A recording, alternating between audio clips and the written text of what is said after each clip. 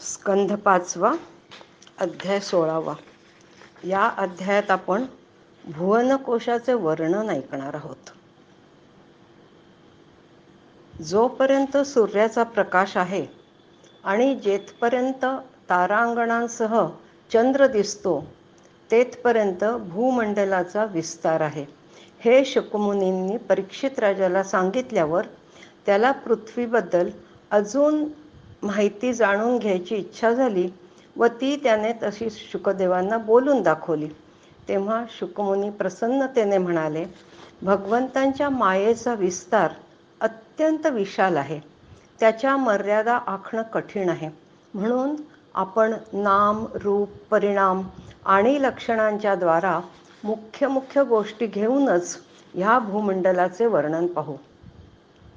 आपले भूमंडल कमलपत्राप्रमाणे गोलाकार आहे व कमळात जसे कोश असतात त्याप्रमाणे पृथ्वीवरील सप्तद्वीपे आहेत, जी राजा प्रियव्रताच्या पृथ्वी भ्रमणाच्या वेळी त्याच्या रथाच्या चाकांच्यामुळे तयार झाली आहेत. आणि जणू काही या कोशातील सर्वात आतील कोश म्हणजे जंबूद्वीप, जेथे आपण राहतो आहोत. हे द्वीप पण गोलाकार आहे व याचा विस्तार 1,00,000 योजने एवढा आहे. याच्या सीमेवर 8 पर्वत आहेत. त्याच्या मधोमध एक इलावृत्त नावाचे वर्ष आहे, ज्याच्या मध्यभागी मेरू पर्वत आहे. भूमंडल रूप कमळाचा जणू काही तो मधला गड्डा आहे. मेरू पर्वताच्या पूर्वेकडे जठर व देवकूट नावाचे 2 पर्वत आहेत व पश्चिमेकडे पवन आणि परियात्र, तसेच दक्षिणेकडे कैलाश, पूर्वेकडे करवीर व उत्तरेकडे त्रिशुंग आणि मकर नावाचे पर्वत आहेत. मेरू पर्वताच्या मधोमध चौरस आकाराची 1,00,00,000 योजने विस्तार असलेली भगवान ब्रह्मदेवांची सुवर्णमय नगरी आहे, अशी मान्यता आहे. ह्या नगरीच्या खालच्या बाजूला 8 दिशा आहेत आणि त्यांच्या उपदिशांमध्ये इंद्र इत्यादी 8 लोकपालांची 8 नगरे आहेत असे म्हणतात. कमलपुष्पाच्या गड्ड्याच्या 4 बाजूंनी जसे केशर असतात त्याप्रमाणे मेरूच्या मुळाशी त्याच्या 4 बाजूंनी 20 पर्वत आहेत. इलावृत्ताच्या उत्तरेला 3 पर्वत आहेत, दक्षिणेकडे 3 पर्वत व पूर्वेकडे व पश्चिमेकडे 2-2 पर्वत आहेत. याखेरीज 4 पर्वत असे उभे आहेत जणू ते मेरू पर्वताला आधारच देत आहेत. प्रत्येक पर्वत निसर्गाच्या कृपेने परिपूर्ण आहे, त्यामुळे तो परिसर संपन्न आणि सुगंधी आहे. तेथील पदार्थांचा उपभोग घेतल्याने या परिसरातील नागरिक स्वास्थ्य संपन्न असतात व त्यांना जीवनभर सुख प्राप्त होते. हरिओम. स्कंध 5वा, अध्याय 17वा. या अध्यायामध्ये आपण गंगेविषयीचे विवरण व श्री शंकरकृत संकर्षण देवांची स्तुती बघणार आहोत. शुकमुनी राजा परीक्षिताला पुढे सांगू लागले की बळीराजाच्या यज्ञशाळेत साक्षात यज्ञमूर्ती भगवान विष्णूंनी वामनाच्या रूपात त्रैलोक्य मोजण्यासाठी जेव्हा आपला पाय पसरला तेव्हा त्यांच्या डाव्या पायाच्या अंगठ्याच्या नखाने ब्रह्मांडरूप कढईचा वरचा भाग फुटला व त्या छिद्रातून ब्रह्मांडाच्या बाहेरच्या बाजूची जी जलधारा आत आली तिने ते चरणकमल धुतल्या गेले. त्यावेळी श्री विष्णूंच्या चरणावरील केशर त्यात मिसळून ती जलधारा लाल झाली. त्या निर्मल धारेचा स्पर्श होताच संसारातील सर्व पापे नष्ट होतात आणि तरीही ती धार निर्मळच राहते. त्या जलधारेचा उल्लेख फक्त भगवतपदी या नावानेच होतो. हजारो वर्ष होऊन गेल्यावर ती धार स्वर्गाच्या शिरोभागी असणाऱ्या ध्रुवलोकात उतरली. तिला तिथे विष्णुपद असे म्हणतात. याच ध्रुवलोकात उत्तामपाद राजाचा पुत्र भागवत भक्त ध्रुव राहतो. तो दररोज वाढत्या भक्तिभावाने असे म्हणतो की हे आमच्या कुलदेवतेचे चरणोदक आहे आणि असे म्हणून ते जल तो मोठ्या आदराने मस्तकी धारण करतो. सप्तऋषींनी सुद्धा पवित्र विष्णुपद जलधारेचा प्रभाव जाणल्यामुळे हे जल मोठ्या आदराने आपल्या मस्तकी धारण करतात. यापुढे ही नदी गंगा नदी नावाने कोट्यावधी विमानांनी घेरलेल्या आकाशमार्गात उतरते व चंद्रमंडळाला भिजवून मेरूच्या शिखरावरील ब्रह्मपुरीत पडते. तेथून ती सीता, अलकनंदा, चक्षु आणि भद्रा अशी नावे धारण करून 4 प्रवाहांमध्ये विभक्त होते आणि 4 निरनिराळ्या दिशांना खालीलप्रमाणे वाहित जाऊन शेवटी समुद्राला जाऊन मिळते. सीता नदी ब्रह्मपुरीतून खाली उतरून केशराचलाच्या सर्वोच्च शिखरांवरून खालच्या बाजूला गंधमादन पर्वतांच्या शिखरांवर पडते व भद्राश्व वर्षाला भिजवून पूर्वेकडील खाऱ्या समुद्राला जाऊन मिळते. दुसरी भद्रा मेरू पर्वताच्या शिखरावरून उत्तरेकडे वाहत जाते व शेवटी शृंगवान पर्वताच्या शिखरावरून खाली उतरून उत्तर कुरु देशात जाऊन उत्तरेकडे वाहून पुढे समुद्राला मिळते. तिसरी चक्षु माल्यावान पर्वताच्या शिखरावरून केतुमाल वर्षामध्ये जाऊन पश्चिमेकडील क्षार समुद्राला जाऊन मिळते. चौथी अलकनंदा ब्रह्मपुरीच्या दक्षिणेकडील अनेक पर्वत शिखरांना ओलांडून हेमकूट पर्वतावर ही नदी पोहोचते व तेथून हिमालयाच्या शिखरांना फोडत भारतवर्षात येते आणि पुन्हा दक्षिण दिशेला समुद्राला जाऊन मिळते. अलकनंदा नदीत स्नान करणाऱ्यांना अश्वमेध, राजसूय इत्यादी यज्ञांचे फळ मिळते. मेरू पर्वतातून निघालेल्या नद्या प्रत्येक वर्षात आहेत, पण या सर्व वर्षात भारतभूमी ही कर्मभूमी आहे. उरलेली 8 वर्षे स्वर्गवासी पुरुषांचे स्वर्गभोगातून उरलेली पुण्य भोगण्याची ठिकाणे आहेत, म्हणून त्यांना भूलोकीचे स्वर्ग असेही म्हणतात. या 9ही वर्षांमध्ये परमपुरुष भगवान नारायण तेथील पुरुषांवर अनुग्रह करण्यासाठी यावेळी सुद्धा आपल्या वेगवेगळ्या मूर्तींच्या रूपाने विराजमान असतात. केवळ इलावृत्त वर्षामध्ये भगवान शंकर एकमात्र पुरुष आहेत. या इलावृत्त वर्षात भगवान शंकर परमपुरुष परमात्म्याच्या वासुदेव, प्रद्युम्न, अनिरुद्ध व संकर्षण या चतुर्व्यूह मूर्तींपैकी तमप्रधान असलेला संकर्षण मूर्तीचे चिंतन करतात व त्यांची खालीलप्रमाणे स्तुती करतात. भगवान श्री शंकर म्हणतात, अनंत व अव्यक्त मूर्ती ओंकार रूप स्वरूप परमपुरुष श्री भगवंतांना नमन. श्री विष्णूंचे चरणकमल भक्तांना आश्रय देतात, तसेच त्यांना संसार बंधनातूनही मुक्त करतात, पण अभक्तांना मात्र त्याच बंधनात अडकवतात. हे प्रभू, आम्ही क्रोधाचा आवेग जिंकू शकत नाही व आमची दृष्टी पण लवकर पापमय होते, परंतु तुम्ही मात्र नेहमी साक्षी रूपाने संसाराचे नियमन करण्यासाठी सर्व व्यवहार पाहत असता. त्यामुळे आम्ही तुमचा खूप आदर करतो. आपण जगाची उत्पत्ती, स्थिती आणि लय यांचे कारण असल्याचे वेदमंत्र सांगतात, परंतु आपण स्वतः या 3 विकारांपासून अलिप्त आहात, म्हणूनच आपल्याला अनंत म्हणतात. आपल्या 1000 मस्तकांवरील एका मस्तकावर हे भूमंडल मोहरीच्या दाण्याप्रमाणे ठेवलेले आहे. ते कुठे आहे हेही आपणास माहीत नाही. अहंकार रूपी मी ज्याच्यापासून उत्पन्न झाला, जो त्रिगुणमय तेजाने देवता, इंद्रिये व भूतांची रचना करतो, ते विज्ञानाचे आश्रय भगवान ब्रह्मदेव सुद्धा आपलेच महतत्व संज्ञ प्रथम गुणमय स्वरूप आहेत. महतत्व अहंकार, इंद्रियाभिमानी देवता, इंद्रिये, पंचमहाभूते इत्यादी आम्ही सर्वजण दोरीत बांधलेल्या पक्षाप्रमाणे आपल्या क्रियाशक्तीच्या अधीन राहून आपल्याच कृपेने या जगाची निर्मिती करतो. सत्वादी गुणांच्या सृष्टीने मोहित झालेला हा जीव आपणच रचलेल्या तसेच कर्मबंधनात टाकणाऱ्या मायेला कदाचित जाणू शकेल, परंतु तिच्यापासून मुक्त होण्याचा उपाय त्या जीवाला माहीत होत नाही. या जगाची उत्पत्ती आणि प्रलय ही आपलीच रूपे आहेत. अशा आपणास मी वारंवार नमस्कार करतो. हरिओम. स्कंध 5, अध्याय 18. मागच्या अध्यायात आपण पाहिले की मेरू पर्वतावरून निघालेल्या नद्या विविध वर्षांमध्ये जातात. आता ह्या वर्षांमध्ये भारतभूमी ही कर्मभूमीचं वर्ष आहे आणि उरलेली जी 8 वर्षे आहेत ती आपण ह्या अध्यायामध्ये विस्ताराने बघणार आहोत. भिन्न भिन्न वर्षांचे वर्णन आता आपण पाहू. पहिलं, भद्राश्व वर्ष.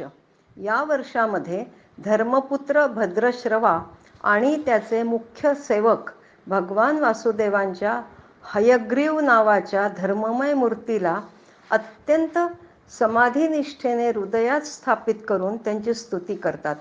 ते म्हणतात, चित्त शुद्ध करणाऱ्या ओंकार रूपी भगवान धर्माला नमस्कार. भगवान धर्म म्हणजे मनुष्य व घोडा यांचे संयुक्त रूप आहे. प्रलय काळामध्ये जेव्हा तमोगुणी दैत्यांनी वेद चोरून नेले होते त्यावेळेला ब्रह्मदेवांनी प्रार्थना केल्यावरून त्यांनी ते रसातळातून आणून दिले होते. त्यांच्या लीला अगाध आहेत, ज्यांच्यामुळे हा जीव संपूर्ण लोकाचा संहार करणाऱ्या काळाला पाहूनही त्याकडे दुर्लक्ष करतो आणि तुच्छ विषयांचे सेवन करण्यासाठी पापमय विचारात गुंतून आपल्याच हातांनी पुत्र पिता यांची मृत शरीरे जाळूनही स्वतः जिवंत राहण्याची इच्छा करतो. विद्वान लोक तर जग नश्वर आहे असे म्हणतातच, पण सूक्ष्मदर्शी आत्मज्ञानी पण असेच पाहतात. तरी आपल्या मायेने लोक मोहित होतात. आपण अनादी आहात आणि आपली कृत्ये मोठी आश्चर्यकारक आहेत. आपण अकर्ते आणि मायेच्या आवरण विरहित आहात. तरीसुद्धा जगाची उत्पत्ती, स्थिती आणि प्रलय ही आपलीच कर्मे मानली गेलेली आहेत. कारण भावापेक्षा आपले शुद्ध स्वरूप सर्वथैव वेगळे आहे. दुसरं, हरिवर्ष. भगवंत हरिवर्ष खंडामध्ये नृसिंह रूपाने राहतात.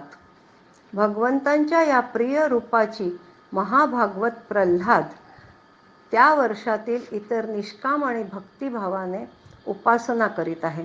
प्रल्हाद हा महापुरुषांना योग्य अशा गुणांनी संपन्न आहे. तसेच त्याचे शील आणि आचरण यामुळे त्याने दैत्य व दानवांच्या कुळांना पवित्र केले आहे. प्रल्हाद भगवंतांची स्तुती करताना म्हणतो, ओंकार रूप भगवान नृसिंहदेवांना जे अग्नी इत्यादी तेजांचेही तेज आहेत त्यांना माझा नमस्कार. आपण आमच्या कर्मवासना जाळून टाकाव्या, आमचा अज्ञानरूपी अहंकार नष्ट करावा व अभयदान देत आमच्या अंतःकरणात प्रगट व्हावे अशी आमची इच्छा आहे. ओम श्रोम हा मंत्र आहे. हे नृसिंहदेवा, आपण विश्वाचे कल्याण करावे व दुष्टांची बुद्धी शुद्ध करावीत. सर्व प्राण्यांमध्ये एकमेकांबद्दल सद्भावना उत्पन्न करावी. आमचे मन शुभकार्यात प्रवृत्त होईल असे बघावे व आमची बुद्धी निष्काम भावनेने भगवान श्रीहरींच्या मध्येच प्रवेश करो अशी माझी इच्छा आहे. घर, स्त्री, पुत्र, धन आणि बंधुबांधवांमध्ये आमची आसक्ती नसावी व आसक्ती जर उत्पन्न होणार असेल तर ती केवळ भगवंतांच्या प्रेमळ भक्तांमध्येच हो. कारण केवळ शरीरनिर्वाहापुरत्या अन्न वगैरेंनी जो संतुष्ट राहतो अशा पुरुषाला सिद्धी शीघ्र प्राप्त होतात, पण इंद्रियलोलुप पुरुषाला त्या तशा होत नाहीत. ज्यांची भगवंतामध्ये निष्काम भक्ती आहे त्यांच्या हृदयात सर्व देवता, धर्म, ज्ञान इत्यादी संपूर्ण सद्गुणांसह निवास करतात. म्हणून सर्वांनीच लोभ, राग, द्वेष, क्रोध, अभिमान, इच्छा, भय, दीनता व मानसिक संतापाचे मूळ असलेल्या संसार चक्रात न अडकता भगवान नृसिंहांच्या चरणकमलांचा आश्रय घ्यावा. तिसरं वर्ष, केतुमाल. केतुमाल वर्षामध्ये लक्ष्मीचे आणि संवत्सर प्रजापतीचे पुत्र व कन्या यांच्या कल्याणासाठी भगवान कामदेव रूपाने निवास करतात. परमसमाधी योगाने श्री लक्ष्मी माता भगवंतांच्या त्या मायामय कामदेवांची आराधना करताना म्हणते, इंद्रियांचे नियंत्रक व संपूर्ण श्रेष्ठ वस्तूंचे उत्पत्तीस्थान असलेले कामदेव, क्रियाशक्ती, ज्ञानशक्ती व संकल्प निश्चय इत्यादींचे अधिपती आहेत. ते अन्नमय, अमृतमय व सर्वमय असून वेदोक्त कर्मांनी प्राप्त होतात. ह्याचा मंत्र आहे ओम ह्राम ह्रीम ह्रूम. ओम ह्राम ह्रीम ह्रूम हा कामदेवांसाठीचा बीजमंत्र आहे, हे लक्षात ठेवावे. 4थं वर्ष आहे रम्यक. रम्यक वर्षामध्ये भगवंतांनी अधिपती मनूंना आपले मत्स्यरूप दाखवले होते. मनू मत्स्य भगवंतांची भक्तिभावाने उपासना करताना म्हणतात, सत्वप्रधान, मुख्य प्राण, सूत्रात्मा तसेच मनोबल, इंद्रियबल आणि शरीरबल स्वरूप अशा सर्वश्रेष्ठ भगवान महामत्स्यांना माझा नमस्कार. हे प्रभो, आपण नामांच्या दोरीने संपूर्ण विश्व आपल्या अधीन करून घेऊन नाचवत असता. म्हणूनच आपण सर्वांचे प्रेरक आहात. आपण सर्व प्राण्यांच्या आत प्राणरूपाने व बाहेर वायुरूपाने नेहमी संचार करीत असता. वेद आपलाच महान शब्द आहे. आपण या सर्वातून बाहेर पडल्यास कुणीही वाचू शकत नाही. आपणच संसारातील सर्व प्राणी समुदायाचे नियंते आहात. आपणास माझा साष्टांग नमस्कार. 5वं वर्ष हिरण्मय वर्ष. हिरण्मय वर्षामध्ये भगवान कासवाचे रूप धारण करून राहतात. तेथील निवासी पितृराज अर्यमा भगवंतांच्या त्या मूर्तीची उपासना करतात आणि ओम नमो भगवते अकुपाराय सर्व सत्वगुण विशेषणायानुपलक्षित स्थानं नमो वर्षणे नमो भूम्ने नमो नमस्ताय नमस्ते या मंत्राचा जप करतात. याचा अर्थ असा की जे सत्वगुणांनी युक्त आहेत, ज्याचे ठिकाण निश्चितपणे कळत नाही, तसेच जे काळाच्या कक्षेच्या बाहेर आहेत, त्या सर्वव्यापक सर्वाधार कच्छपांना वारंवार नमस्कार. मायेने प्रकाशित होणाऱ्या आपल्या अनिर्वचनीय रूपाला माझा नमस्कार. आपण एकमात्र असूनही इतर 20 नावांनी प्रसिद्ध आहात. कपिल मुनींसारख्या विद्वानांनी ज्या 24 तत्वांच्या संख्येची कल्पना केली आहे, ती सुद्धा वास्तविक पाहता आपले स्वरूप आहे. अशा सांख्य सिद्धांत स्वरूप आपणास माझा नमस्कार. 6वे वर्ष कुरुवर्ष. उत्तर कुरुवर्षामध्ये भगवान यज्ञपुरुष वराहमूर्ती धारण करतात. पृथ्वी देखील निवासी लोकांसह वराह भगवंतांची अचल भक्तिभावाने उपासना करीत असते व पुढील प्रमाणे स्तुती करते. स्तुती करतानीचा मंत्र म्हणतात, ओम नमो भगवते मंत्र तत्वलिंगाय यज्ञक्रतवे महाध्वरावयवाय महापुरुषाय नमः कर्मशुक्लाय त्रियुगाय नमस्ते. याचा अर्थ असा की ज्यांचे तत्व मंत्रांमुळे जाणले जाते, जे यज्ञ आणि क्रतुरूप आहेत, तसेच मोठमोठे यज्ञ ज्यांचे अंग आहेत, त्या शुद्ध कर्ममय त्रियुगमूर्ती पुरुषोत्तम भगवान वराहांना माझा नमस्कार, वारंवार नमस्कार. जसे लोखंड जड असूनही लोहचुंबकाच्या सान्निध्यात आल्यावर हालचाल करते, त्याचप्रमाणे त्या सर्वसाक्षी असलेल्याच्या इच्छेने जी स्वतःसाठी नव्हे तर सर्व प्राण्यांसाठी असते, ती प्रकृती आपल्या गुणांनी जगाची उत्पत्ती, स्थिती आणि प्रलय करीत असते. अशा संपूर्ण गुणांचा आणि कर्मांचा साक्षी असणाऱ्या वराहमूर्तीला नमस्कार. आपण जगताचे कारणीभूत आद्य वराह आहात. आपण कोणत्याही माईक रूपाखेरीज आहात. आपण हत्तीप्रमाणे क्रीडा करीत युद्धामध्ये आपला प्रतिद्वंद्वी हिरण्याक्ष दैत्याला ठार करून आपल्या दाढेच्या टोकावर पृथ्वीला ठेवून रसातळातून प्रलयसागराच्या बाहेर आलात.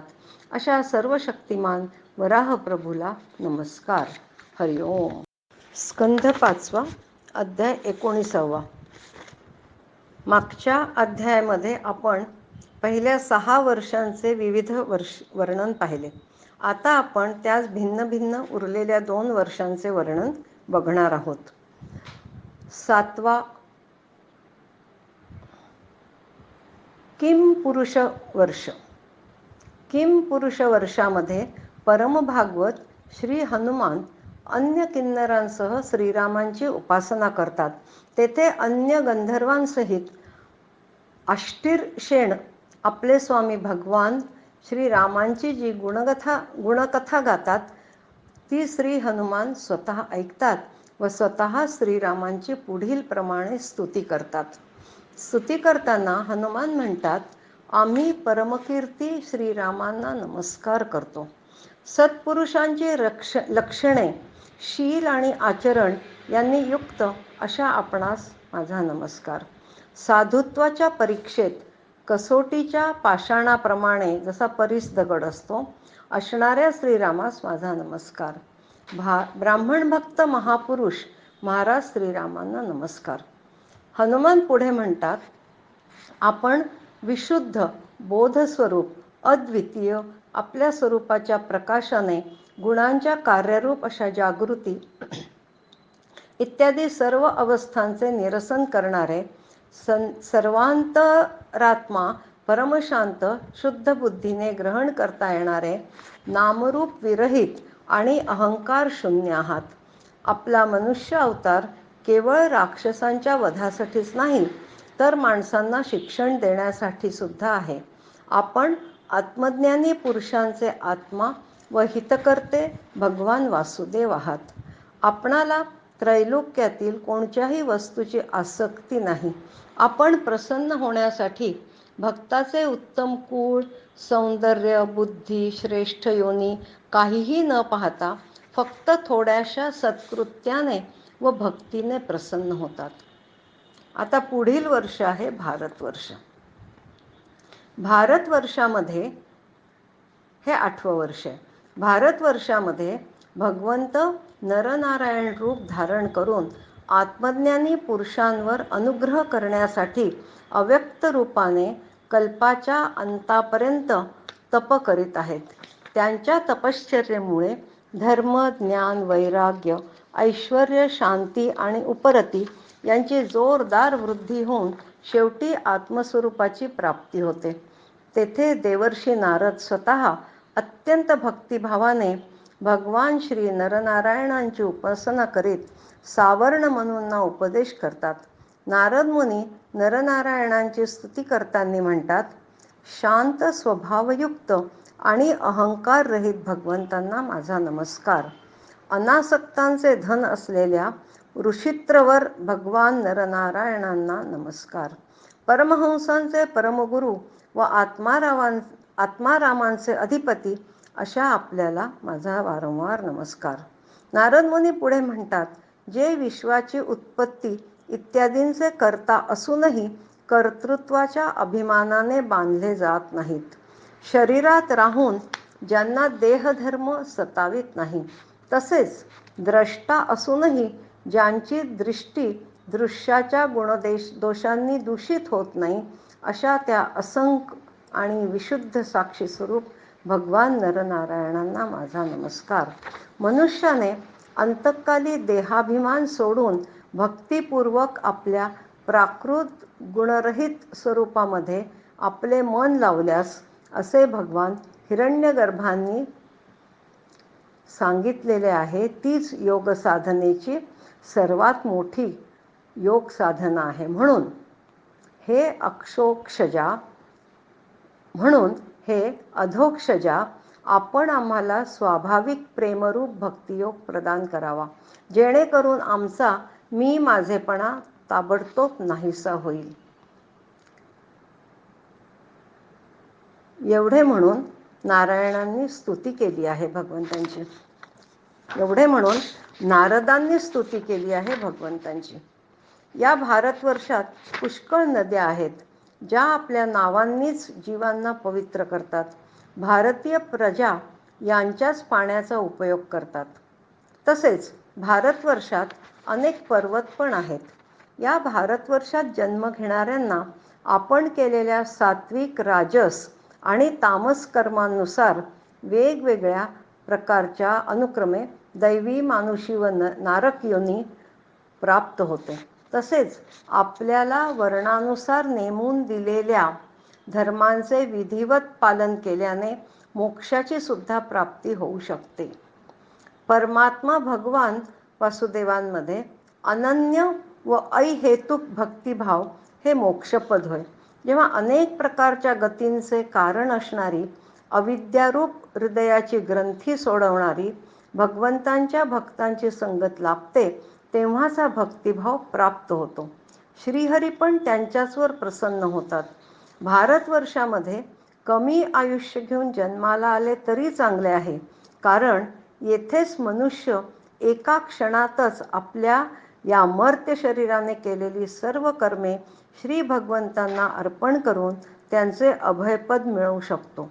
मनुष्य जन्म मिळूनही आपण जर या जन्ममरणाच्या फेऱ्यातून सुटण्याचा प्रयत्न केला नाही, तर वनस्पती पशुपक्ष्यांप्रमाणेच आपण पुन्हा संसार बंधनातच पडतो. भक्ती अशी करावी की आपली सर्व कामनाच नाहीशी व्हावी. आम्ही केलेल्या काही शुभकर्मांपैकी जर काही पुण्य शिल्लक असेल, तर त्याच्या प्रभावाने आम्हाला या भारतवर्षामध्ये भगवत स्मृतीने जन्म मिळो, कारण श्रीहरी त्यांचे भजन करणाऱ्यांचे कल्याणच करतात. हरिओम. स्कंध 5, अध्याय 20. ह्या अध्यायात आपण भुवनकोश वर्णन ऐकणार आहोत. हे खूपच मजेदार आहे सगळं. हे अपरिमित ज्ञान आहे हे सगळं. सगराच्या पुत्रांनी आपल्या यज्ञाच्या घोड्याचा शोध घेत असताना ही पृथ्वी चारही बाजूंनी खोदली होती. त्यातूनच जंबूद्वीपाच्या अंतर्गत 8 उपद्वीपे आणखीन तयार झाली होती, अशी लोकांची समजूत आहे. ही उपद्वीपे अशी स्वर्णप्रस्थ, चंद्रशुक्ल, आवर्तन, रमणक, मंदर हरिण, पांचजन्य, सिंहल व लंका. आता शुकमुनी राजा परीक्षिताला वरीलप्रमाणे सांगत असताना म्हणाले की जसा मेरू पर्वत जंबूद्वीपाने वेढलेला आहे, त्याचप्रमाणे जंबूद्वीप सुद्धा तितक्याच प्रमाणात खाऱ्या पाण्याच्या समुद्राने वेढलेला आहे. जंबूद्वीप म्हणजे जांभूळ वृक्ष. जंबू म्हणजे जांभूळ, जांभळाची वृक्ष असलेलं जंबूद्वीप. आता ह्या जंबूद्वीपात पहिलं आहे प्लक्षद्वीप. प्लक्षद्वीपामध्ये सुवर्णमय प्लक्ष वृक्ष आहे. अग्निदेव येथे राहतात व प्रियव्रत पुत्र इद्मजिव्ह इथला अधिपती होता. शिव, यवस, सुभद्र, शांत, क्षेम, अमृत व अभय अशी इथल्या वर्षांची नावे होत.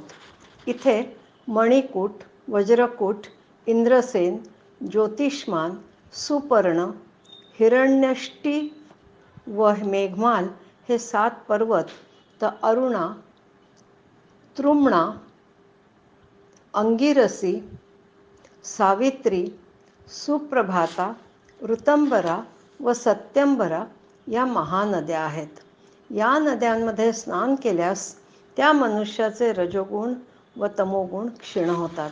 येथे भगवान पुराणपुरुष विष्णुस्वरूप सूर्यदेवांची उपासना होते. दुसरं द्वीप आहे शाल्मली द्वीप. प्लक्षद्वीपापेक्षा याचा विस्तार दुप्पट आहे. येथे सावरीचा वृक्ष आहे.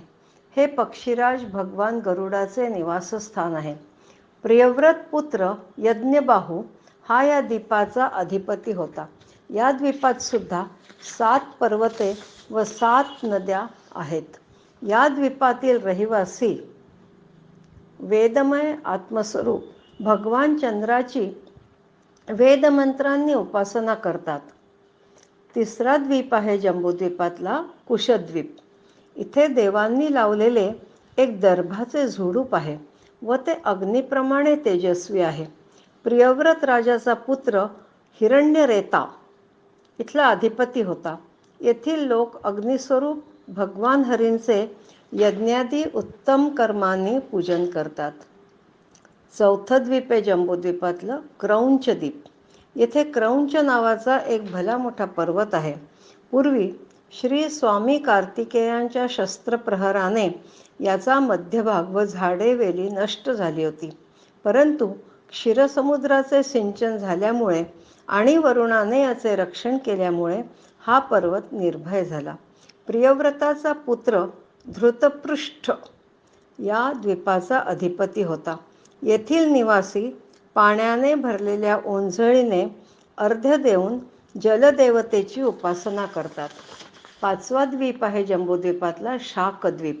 येथे शाक नावाचा मोठा वृक्ष आहे. तो अतिशय सुंदर व सुगंधित आहे.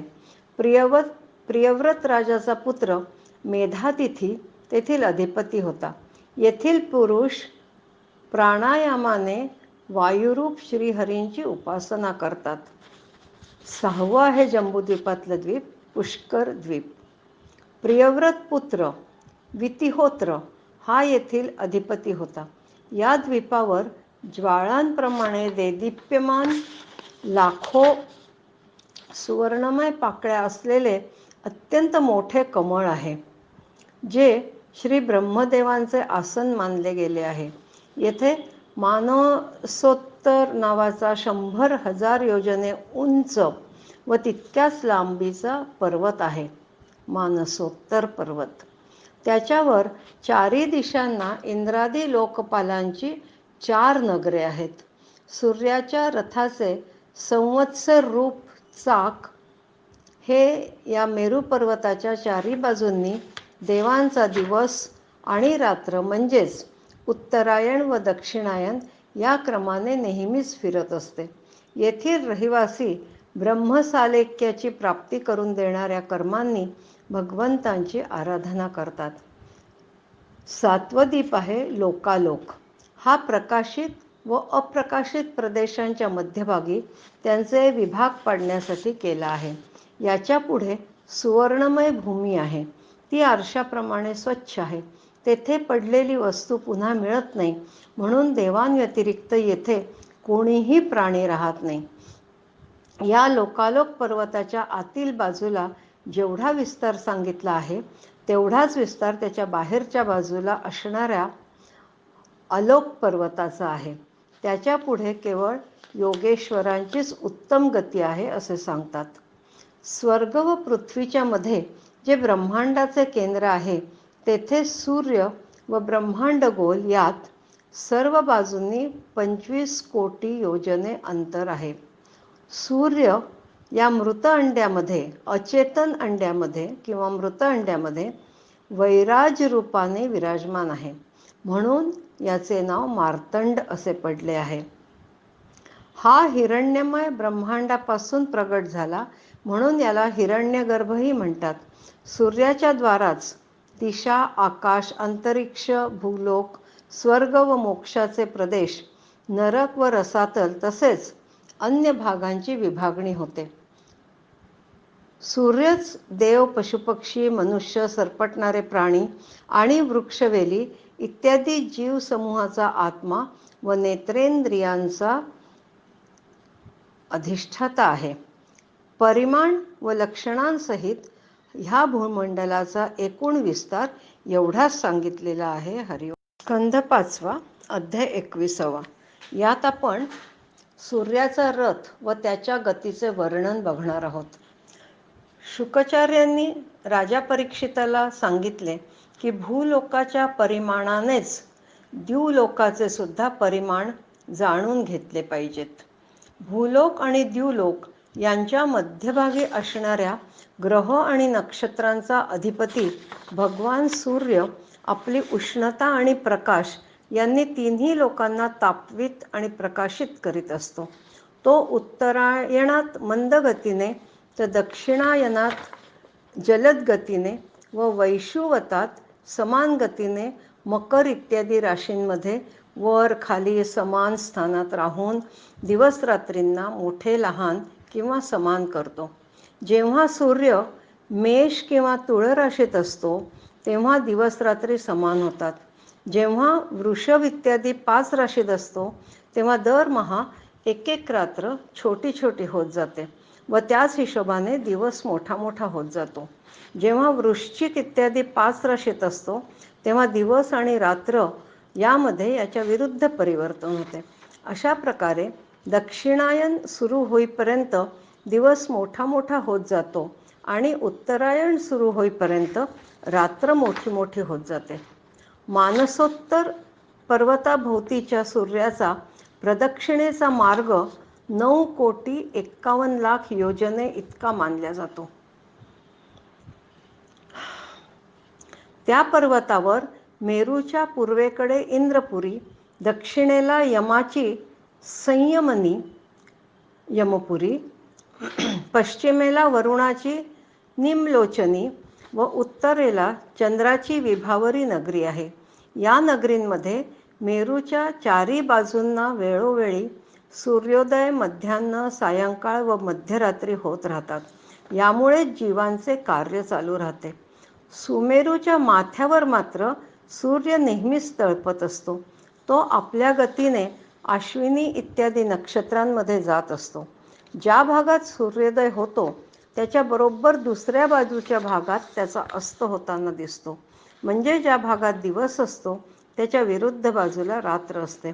भगवान सूर्यांचा वेदमय रथ एका मुहूर्तात 34,08,000 योजने या हिशोबाने 4 पुरींमध्ये फिरत राहतो. याचे संवत्सर नावाचे एक चक्र आहे. याला महिनेरूपी 12 आरे आहेत व ऋतुरूप 6 चाकांचे घेर आहेत.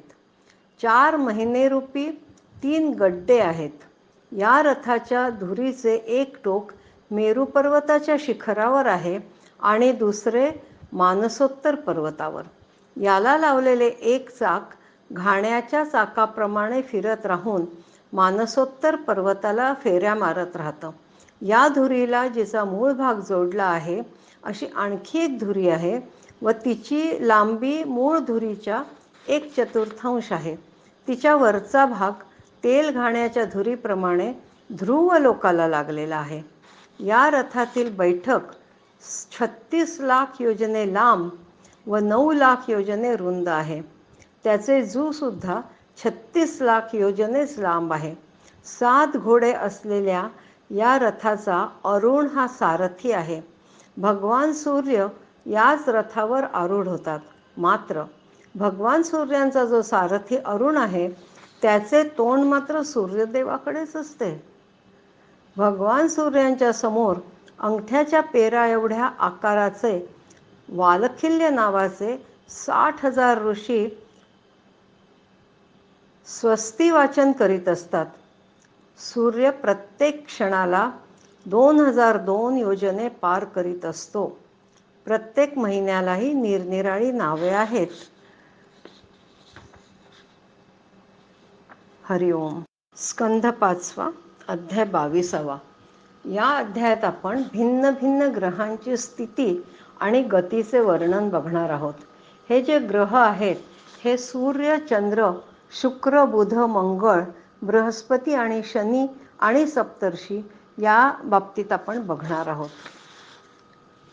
सूर्य लोकांचे कल्याण व कर्मांच्या शुद्धीसाठी साक्षात आदिपुरुष भगवान नारायणच आपल्या वेदमय स्वरूपाचा काळ 12 महिन्यांमध्ये विभागून 6 ऋतूंमध्ये यथायोग्यपणे त्याचे गुण प्रगट करतात. भगवान सूर्य सर्व लोकांचा आत्मा आहेत. तो पृथ्वी व द्युलोकीच्या मध्यभागी असलेल्या आकाशमंडळात कालचक्राप्रमाणे राहून 12 महिन्यांचा उपभोग घेतो. महिने हे संवत्सराचे अवयव आहेत व ते 12 राशींच्या नावे प्रसिद्ध आहे. प्रत्येक महिना चांद्रमानाने शुक्ल आणि कृष्ण अशा 2 पंधरवड्याचा, पितृमानाने 1 रात्र आणि 1 दिवस, तसेच सौरमानाने 2.25 नक्षत्रांचा सांगितला जातो. सूर्य जेवढा वेळ या संवत्सराच्या 1/6 भाग उपभोगतो तेवढ्या भागाला ऋतू म्हणतात. सूर्य जेव्हा आपला निम्मा मार्ग पार करतो तेव्हा त्याला एक अयन असे म्हणतात. जितक्या वेळेत तो संपूर्ण आकाशाला प्रदक्षिणा घालतो त्याला अवांतर भेदाने संवत्सर, परिवत्सर, इडावत्सर, अनुवत्सर किंवा वत्सर म्हणतात. चंद्राबद्दल बघूया आपण आता. सूर्याच्या किरणांपासून 1,00,000 योजनांवर चंद्र आहे. त्याची चाल फार वेगाची आहे, म्हणून तो सर्व नक्षत्रांच्या पुढे असतो. तो सूर्याचा 1 वर्षाचा मार्ग 1 महिन्यात, 1 महिन्याचा मार्ग 2.25 दिवसात आणि पंधरवड्याचा मार्ग 1 दिवसात चालून जातो. तसेच 30-30 मुहूर्तांमध्ये एक नक्षत्र पार करतो. चंद्र हा अन्नमय व अमृतमय असल्यामुळे सर्व जीवांचा प्राण आणि जीवन आहे, म्हणून याला सर्वमय पण म्हणतात. चंद्राच्या 3,00,000 योजनेवर अभिजितासह 28 नक्षत्रे आहेत. जसे कुंभाराच्या फिरत असणाऱ्या चाकावर जर एखादी मुंगी बसली असली तर ती फिरत असतेच, पण तिची गती चाकाच्या गतीपेक्षा वेगळी असते, कारण ती वेगवेगळ्या वेळी चक्राच्या निरनिराळ्या जागी दिसते. त्याचप्रमाणे नक्षत्र आणि राशी यांच्यामुळे कळणारे कालचक्र ध्रुव आणि मेरूला आपल्या उजव्या बाजूला ठेवून फिरत असले तरी त्यांच्याबरोबर त्यांच्या आश्रयाने फिरणाऱ्या सूर्य इत्यादी ग्रहांची गती वास्तविक त्यापेक्षा वेगळीच आहे, कारण ते वेगवेगळ्या वेळी निरनिराळ्या राशी आणि नक्षत्रांमध्ये दिसत असतात. आता शुक्र. चंद्राच्या 2,00,000 योजनेवरच्या बाजूला शुक्र दिसतो. तो सूर्याच्या गतीनुसार त्याच्याच प्रमाणे कधी पुढे कधी मागे कधी बरोबर चालतो. शुक्र हा पाऊस पाडणारा ग्रह आहे, म्हणून तो लोकांना साधारणपणे नेहमीच अनुकूल असतो. पाऊस अडवणाऱ्या ग्रहांना हा शांत करतो. बुध. बुध ग्रहाबद्दल पाहू. बुधाची गती शुक्राच्या गतीप्रमाणेच आहे. हा शुक्रापासून 2,00,000 योजने वरच्या बाजूला आहे. हा साधारणतः मंगलकारकच आहे, परंतु जेव्हा हा बुध सूर्याच्या गतीचे उल्लंघन करून जातो तेव्हा फार मोठ्या प्रमाणावर वादळ, पाऊस आणि दुष्काळाच्या भीतीची सूचना देतो. मंगळ. बुधाच्या 2,00,000 योजने वरच्या बाजूला मंगळ आहे. तो जर वक्रगतीने चालला नाही तर तो एका राशीत 3-3 पंधरवडे राहतो आणि 12 राशी पार करतो. हा अशुभ ग्रह आहे आणि सर्वसाधारणपणे अमंगळाचा सूचक आहे. बृहस्पती. मंगळाच्या वरच्या बाजूला 2,00,000 योजने अंतरावर भगवान बृहस्पती आहे. हा वक्रगतीने चालला नाही तर एकेका राशीत 1 वर्ष राहतो. हा विशेष करून ब्राह्मण वर्णाला अनुकूल असतो. शनी. बृहस्पतीच्या 2,00,000 योजने वरच्या बाजूला शनी दृष्टीस पडतो. हा 30-30 महिनेपर्यंत एकेका राशीत राहतो, म्हणून याला सर्व राशी पार करून जाण्यास 30 वर्षे लागतात. हा बहुधा सर्वांना पीडादायक आहे. सप्तर्षी. याच्या शनीच्या वरील बाजूला 11,00,000 योजने अंतरावर सप्तर्षी दृष्टीस पडतात. हे सर्व लोकांसाठी मंगल कामना करीत भगवान विष्णूंचे परमपद असणाऱ्या ध्रुव लोकाची प्रदक्षिणा करत असतात. हरिओम. स्कंध 5 अध्याय 23. निरनिराळ्या ग्रहताऱ्यांची स्थिती सांगताना आता श्री शुकदेव राजा परीक्षिताला शिशुमार चक्राचे वर्णन करतायत. हे अत्यंत ऐकण्यासारखं आणि विद्वत्तापूर्ण वर्णन आहे. शिशुमार चक्र. सप्तऋषींच्या वरच्या बाजूला 13,00,000 योजन अंतरावर ध्रुवलोक आहे. याला भगवान विष्णूंचे परमपद असे म्हणतात. तेथे उत्तामपादाचा पुत्र परम भगवत भक्त ध्रुवाचा वास आहे व अग्नी, इंद्र, प्रजापती, कश्यप आणि धर्म हे सर्वजण एकाच वेळी अत्यंत आदराने याला प्रदक्षिणा घालीत असतात. कल्पापर्यंत राहणारे लोकही याच्याच आधारावर आहेत. सदा जागृत राहणाऱ्या अव्यक्त गती. भगवान कालाकडून जे ग्रह नक्षत्रादी ज्योतिर्गण नेहमी फिरवले जातात त्यांना आधारस्तंभ म्हणून भगवंतांनी ध्रुवलोकाचीच नियुक्ती केली आहे. म्हणूनच हा नेहमी एकाच ठिकाणी राहून प्रकाशित असतो. सर्व नक्षत्रे आणि ग्रह आत बाहेर असे कालचक्रात गोवले गेलेले आहेत. ते वायूच्या प्रेरणेने ध्रुवलोकाचा आश्रय घेऊन कल्पाच्या अंतापर्यंत फिरत राहतात, पण ते पृथ्वीवर पडत नाही. शिशुमाराचं जर वर्णन आता पाहिलं तर शिशुमार या गोलाकार शरीर असलेल्या जलचर प्राण्याची कल्पना केली तर व याचे तोंड खालच्या बाजूला आहे असा विचार केला तर याच्या शेपटाच्या टोकावर ध्रुव आहे. शेपटाच्या मध्यभागी प्रजापती, अग्नी, इंद्र आणि धर्म आहेत. याच्या कटिप्रदेशामध्ये सप्तर्षी आहेत. अशा स्थितीत अभिजित नक्षत्रापासून पुनर्वसूपर्यंत उत्तरायणांची जी 14 नक्षत्रे आहेत ती याच्या उजव्या बाजूला, तर पुष्य नक्षत्रापासून उत्तराषाढापर्यंत दक्षिणायनाची जी 14 नक्षत्रे आहेत ती याच्या डाव्या बाजूला आहेत. याच्या पाठीमागील भागात अजविथी, मूढा, पूर्वाषाढा व उत्तराषाढा या नक्षत्रांचा समूह आहे. या नक्षत्रांच्या समूहाला अजविथी असं म्हटलेलं आहे. व शिशुमारच्या पोटाच्या भागात आकाशगंगा आहे. याच्या उजव्या आणि डाव्या कटिप्रदेशात पुनर्वसू व पुण्य नक्षत्रे आहेत. पाठीमागच्या उजव्या व डाव्या पायात अनुक्रमे आद्रा आणि अश्लेषा नक्षत्रे आहेत. याच्या उजव्या आणि डाव्या नाकपुडीत अनुक्रमे आद्रा आणि अश्लेषा नक्षत्रे आहेत. त्याचप्रमाणे उजव्या व डाव्या डोळ्यामध्ये श्रवण आणि पूर्वाषाढा, तसेच उजव्या व डाव्या कानात धनिष्ठा आणि मूळ नक्षत्रे आहेत.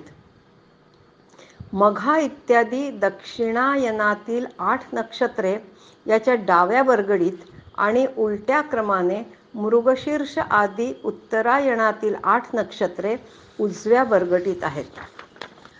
शततारका आणि ज्येष्ठा ही 2 नक्षत्रे अनुक्रमे शिशुमारच्या उजव्या व डाव्या खांद्याच्या ठिकाणी आहेत.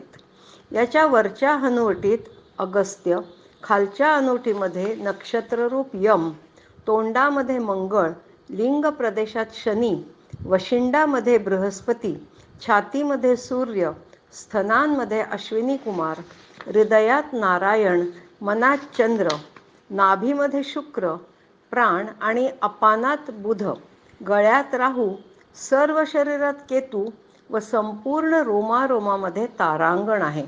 हे भगवान विष्णूंचे सर्व वेदमय रूप आहे. नमो ज्योतिर्लोकाय कालायनाय निमिषां पतये महापुरुषायाभिधीमहि या मंत्राचा जप करावा. ग्रह, नक्षत्र आणि तारकांच्या रूपांमध्ये भगवंतांचे आधिदैविक रूप प्रकाशित होत आहे. आपण ह्या वेदमय रूपाचा जो मंत्र आहे तो पुन्हा एकदा बघूया. नमो ज्योतिर्लोकाय कालाय नाय निमिषां पतये महापुरुषाय धीमहि या मंत्राचा जप. हरिओम. स्कंध 5 अध्याय 24. या अध्यायात आपण पृथ्वीच्या खालील सतलोक म्हणजे 7 तल यांचे वर्णन पाहणार आहोत. सूर्याचा अत्यंत तप्त गोल जो आहे त्याचा विस्तार 10,000 योजने सांगितला जातो. सूर्याच्या 1000 योजने दूर खालच्या बाजूला राहू आहे. तो पण नक्षत्रांप्रमाणेच फिरत असतो. तो असुराधम आहे, पण केवळ भगवंतांच्या कृपेनेच त्याला देवत्व आणि ग्रहत्व प्राप्त झालेले आहे. राहूचा विस्तार 13,000 योजने एवढे आहे, तर चंद्रमंडळाचा विस्तार 12,000 योजने आहे. म्हणजे चंद्राच्या पेक्षा राहू मोठा आहे. अमृतपानाच्या वेळेला राहू सूर्य व चंद्र यांच्यामध्ये येऊन बसला तेव्हा सूर्य आणि चंद्राने याचे गुपित फोडले होते. म्हणून हा राग लक्षात ठेवून राहू अमावस्या व पौर्णिमा या दिवशी आक्रमक होतो. हे पाहून भगवंतांनी सूर्य आणि चंद्र यांच्या रक्षणासाठी आपले प्रिय आयुध सुदर्शन चक्र ठेवले आहे, जे नेहमी फिरत राहते. राहूच्या 10,000 योजने खालील बाजूला जिथपर्यंत वायूची गती आहे आणि जिथपर्यंत ढग दिसतात तेवढा अंतरिक्ष लोक आहे. हे यक्ष, राक्षस, पिशाच, प्रेत आणि भूतांचे वावरण्याचे ठिकाण आहे. याच्या खाली 100 योजने अंतरावर आपली पृथ्वी आहे. हंस, गिधाड, ससाणे, गरुड इत्यादी प्रमुख पक्षी जिथपर्यंत उडू शकतात तिथपर्यंत पृथ्वीची सीमा आहे. पृथ्वीच्या खाली एकाखाली एक 10,000 योजने अंतरावर 7 भूविवरे आहेत. भूविवरे म्हणजे भूगर्भातील बिळे किंवा लोक, व याची लांबी रुंदी सुद्धा 10,000 योजने इतकीच आहे. ह्या लोकांमध्ये दैत्य, दानव आणि नाग निवास करतात. तेथे सूर्यप्रकाश पोचत नाही, म्हणून इथे दिवस रात्र असा काल विभागही नसतो. तेथील संपूर्ण अंधकाराला मोठमोठ्या नागांच्या मस्तकावरील मणीच दूर करतात. भगवंतांच्या तेजस्वी सुदर्शन चक्राशिवाय तेथील पुण्यपुरुषांचा अन्य कोणत्याही साधनाने मृत्यू होऊ शकत नाही. पण सुदर्शन चक्र जर आले तर त्याच्या भयामुळे तेथील असुर स्त्रियांचा गर्भपात सुद्धा होतो. हरिओम. 5वा अध्याय 25वा. या अध्यायात आपण श्री संकर्षण देवांचे विवरण व स्तुती बघणार आहोत. पाताळ लोकाच्या खाली 30,000 योजने अंतरावर अनंत नावाची भगवंतांची तामसी नित्य कला आहे. ती अहंकार रूप असल्याने द्रष्टा आणि दृश्याला एकत्रित करते, म्हणून 5 रात्र तंत्राचे अनुयायी भक्त हिला संकर्षण म्हणतात. या भगवान अनंतांना 1,000 फणा आहेत. त्यापैकी एकीवर हे भूमंडळ ठेवलेले आहे. ते एका मोहरीच्या दाण्याप्रमाणे दिसते. प्रलयकाली जेव्हा यांना विश्वाचा संहार करण्याची इच्छा होते तेव्हा त्यांच्या भ्रुकुटी मध्यामधून संकर्षण नावाचे रुद्र प्रगट होतात.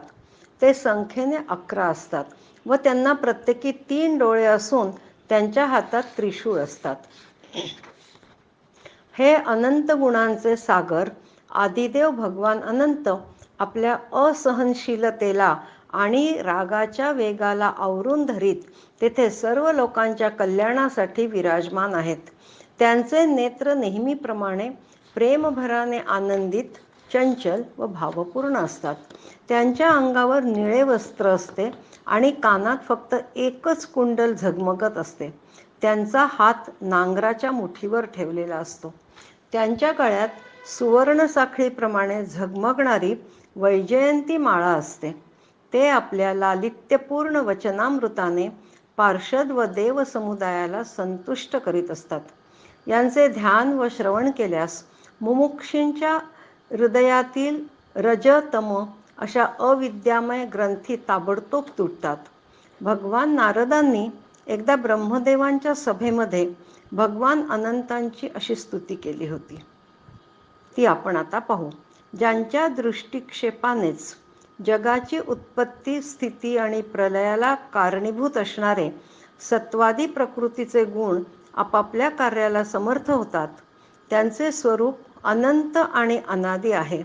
त्यांनी धारण केलेले हे रूप, जे विशुद्ध सत्वमय शरीर आहे, हे आपल्यावर मोठेच उपकार आहेत. त्यांच्या नावाच्या उच्चारणानेही मनुष्याची सर्व पापे तत्काळ नष्ट होतात. हे संपूर्ण भूमंडळ त्यांच्या एका मस्तकावर एका रजकणाप्रमाणे ठेवलेले आहे. त्यांच्या पराक्रमाला काही सीमा नाही, म्हणूनच ते अनंत आहेत. त्यांचे शौर्य, असंख्य गुण व प्रभाव अमर्याद आहेत. त्यामुळे अशा शेष भगवंतांना सोडून मुमुक्षु पुरुष आणखीन कोणाच्या आश्रयाला जातील बरं? हरिओम. स्कंध 5वा अध्याय 26वा. आता आपण या स्कंधाच्या शेवटच्या अध्यायाकडे येत आहोत. या स्कंधामध्ये श्री शुकमुनींनी परीक्षित राजाला प्रवृत्तीरूप धर्माचा परिणाम म्हणून प्राप्त होणाऱ्या मनुष्याच्या ज्या परस्पर उच्च-नीच गती आहेत त्या सांगितल्या आहेत. संन्याशाने भगवंतांच्या स्थूल आणि सूक्ष्म दोन्ही प्रकारच्या रूपांचे श्रवण करून अगोदर स्थूल रूपात चित्त स्थिर करावे, नंतर हळूहळू तेथून चित्त काढून घेऊन त्याला सूक्ष्म रूपात लावावे.